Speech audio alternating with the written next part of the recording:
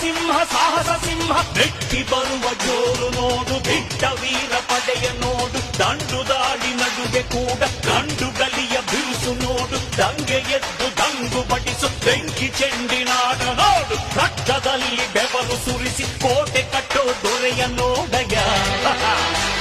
ಇವನಿದ್ದ ಕಡೆಯಲ್ಲೆಲ್ಲ ಘೋರ ಸಿಂಹ ಗರ್ಜನೆ, ಅದು ಯಾರು ಬಂದರು ಕೊನೆಯಾಗದು ಸಿಂಹ ಗರ್ಜನೆ.